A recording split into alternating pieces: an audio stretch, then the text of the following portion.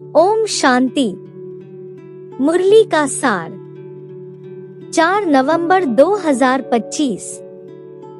मीठे बाबा ने कहा, मीठे बच्चे, अभी तुम सत्य बाप द्वारा सत्य देवता बन रहे हो, इसलिए सतयुग में सत्संग करने की जरूरत नहीं। प्रश्न, सतयुग में देवताओं से कोई भी विकर्म नहीं हो सकता है, क्यों? उत्तर, क्योंकि उन्हें सत्य बाप का वरदान मिला हुआ है। विकर्म तब होता है जब रावण का श्राप मिलने लगता है। सतयुग त्रेता में है ही सद्गति, उस समय दुर्गति का नाम नहीं। विकार ही नहीं जो विकर्म हो। द्वापर कलयुग में सबकी दुर्गति हो जाती, इसलिए विकर्म होते रहते हैं। यह भी समझने की बातें हैं। धारणा के लिए मुख्य सार।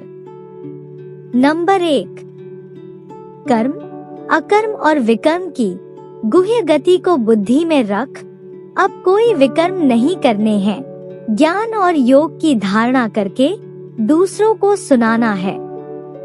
नंबर 2, सत्य बाप की सत्य नॉलेज देकर मनुष्यों को देवता बनाने की सेवा करनी है।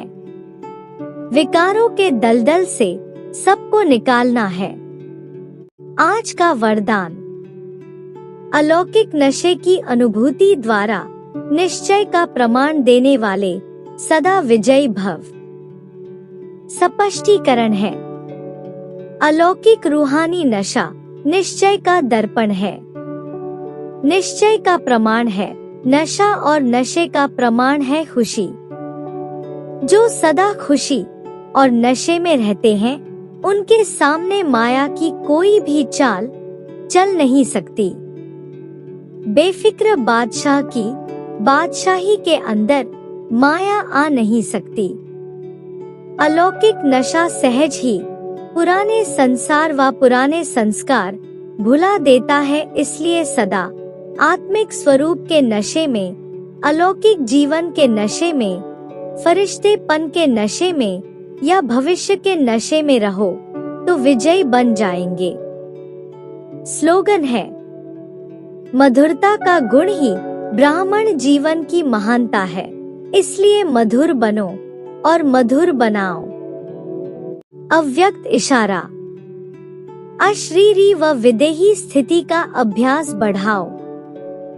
जैसे विदेही बाप दादा को देह का आधार लेना पड़ता है बच्चों को विदेही बनाने के लिए, ऐसे आप सभी जीवन में रहते, देह में रहते, विदेही आत्मा स्थिति में स्थित हो।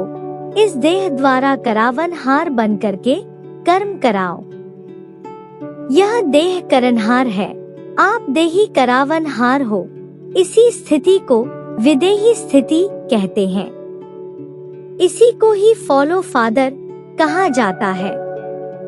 बाप को फॉलो करने की स्थिति है सदा अशरीरी भव, विदेही भव, निराकारी भव।